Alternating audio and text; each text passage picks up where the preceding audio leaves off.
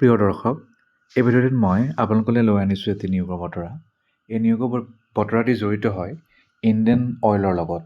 Indian oil corporation limited, Guwahati refinery আৰু বঙাইগাঁও ৰিফাইনেৰীত বহুতো পদ খালী হৈছে। আৰু যদি আপোনালোকে তেওঁলোকৰ এলিজিবিলিটি ক্ৰাইটেৰিয়া মিট আপ কৰে, তেতিয়াহ'লে সেই চাকৰিটোৰ কাৰণে এপ্লাই কৰিব পাৰিব।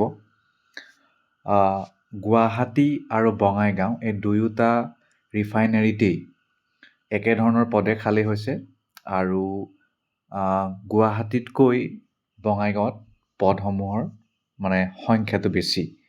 গতিকে আপোনালোকে যেতিয়া এপ্লাই কৰিব, সেইটো এবাৰ চেক কৰি ল'ব আৰু তেওঁলোকৰ ৱেবছাইটতে এইটো পাই যাব। এই ভিডিঅ'টোত মই মাত্ৰ গুৱাহাটী ৰিফাইনেৰীৰ কথাহে উল্লেখ কৰিম, কিন্তু ইয়াৰ পৰাই আপোনালোকে গম পাই যাব যে কি পদ খালী। প্ৰথমটো হৈছে trade apprentices attendant operator chemical plant discipline chemical. ইয়াৰ বাবে 3 বছৰীয়া BSc হ'লেই হ'ব, তাৰমানে গ্ৰেজুৱেশ্যন কৰিলেই হ'ব।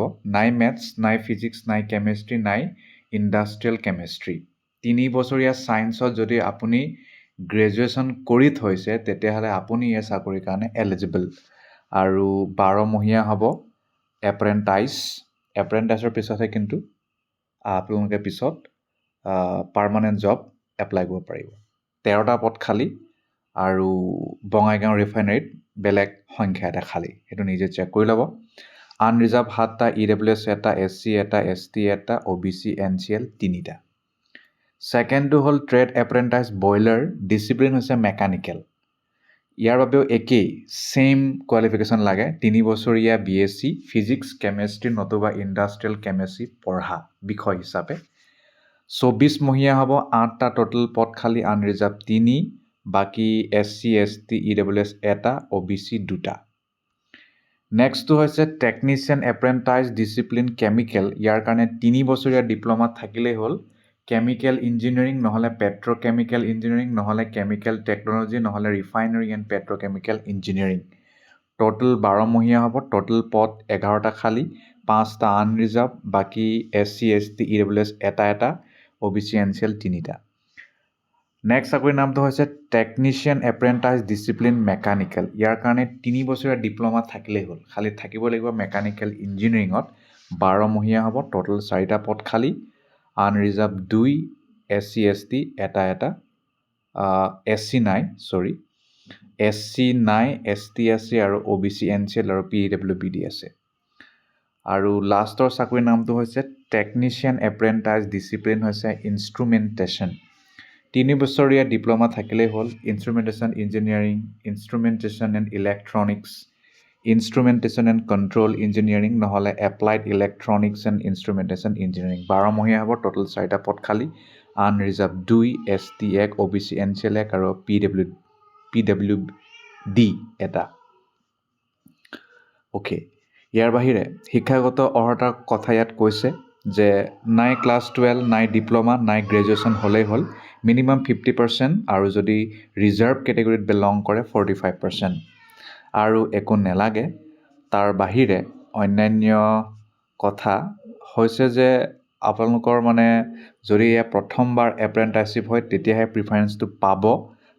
আগতে যদি কৰি থৈছে হয়তো প্ৰিফাৰেঞ্চ নাপাবও পাৰে। বয়স 18 পৰা 24 বছৰ বয়সৰ ভিতৰত 28/2/2026 গণনা কৰিব লাগিব জেনেৰেল EWS কেটেগৰীৰ কাৰণে। বাকী সকলৰ কাৰণে য'ত যি ৰেহাই পাবলগীয়া আছে গভৰ্ণমেণ্টৰ নিয়মমতে সেইটোতো দিবই আৰু আপোনালোকে সেইটো পাবই। আৰু পৰীক্ষাটো নাপাতে, ডাইৰেক্ট ডকুমেণ্ট ভেৰিফিকেশ্যন হ'ব আৰু মেৰিট লিষ্ট উলিয়াব তেওঁলোকে। ইয়াত কৈছেই ন' ৰিটেন টেষ্ট আৰু এগ্ৰিগেট মাৰ্কছ যিটো থাকিব প্ৰতিটো ছেমিষ্টাৰৰ, সেইটো মতে আপোনালোকৰ মেৰিট লিষ্ট প্ৰস্তুত হ'ব। ডকুমেণ্ট ভেৰিফিকেশ্যনত ক্লাছ 10ৰ মেট্ৰিকুলেশ্যন ইত্যাদি যিমান যি তথ্য আছে সকলো, ক্লাছ 12ৰ আৰু ডিপ্ল'মা নহ'লে গ্ৰেজুৱেশ্যনৰ যিমান যি চাৰ্টিফিকেট সকলো, বাকী কমিউনিটি চাৰ্টিফিকেটটো লাগিবই, সেইটো নহ'লে নহ'ব।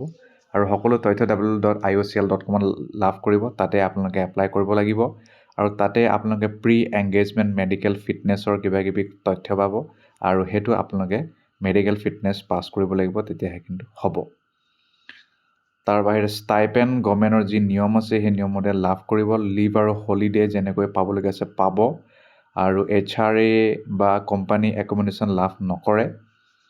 আৰু এপ্লাই কৰিবলৈ হ'লে তেওঁলোকৰ অফিচিয়েল ৱেবছাইট মই ক'লোৱে আগত 15 মাৰ্চৰ পৰা 22 মাৰ্চলৈকে আপোনালোকে এপ্লাই কৰিব পাৰিব আৰু গুৱাহাটী হ'লে গুৱাহাটীত কৰিব নহ'লে বঙাইগাঁও হ'লে বঙাইগাঁও তেওঁলোকৰ যিটো অফিচিয়েল ৱেবছাইট www.iocl.com তাত গৈ আপোনালোকে হোৱাটছ নিউ বুলি পাব তাত go to engagement of apprentices under Guwahati হ'লে গুৱাহাটী বঙাইগাঁও হ'লে বঙাইগাঁও ইউনিট ডিটেইল এডভাৰটাইজমেণ্ট আৰু তাতে আপোনালোকে click here to register apply on NAPS NATS যি হয় আৰু তাতে ক্লিক কৰিব যি তথ্য বিচাৰে সকলোখিনি তথ্য কিন্তু দিব লাগিব সেইটো কিন্তু নেপাহৰিব নহ'লে কিন্তু আপোনালোকৰ বস্তু খেলি মেলি হ'ব ফাইনেল মেৰিট লিষ্ট ওলাব টেণ্টেটিভ ডকুমেণ্ট ভেৰিফিকেশ্যনৰ কাৰণে যেতিয়া মাতিব সেয়া হৈছে 24 আৰু ডকুমেণ্ট ভেৰিফিকেশ্যনৰ কাৰণে মাতিব 26 মাৰ্চ ইমানে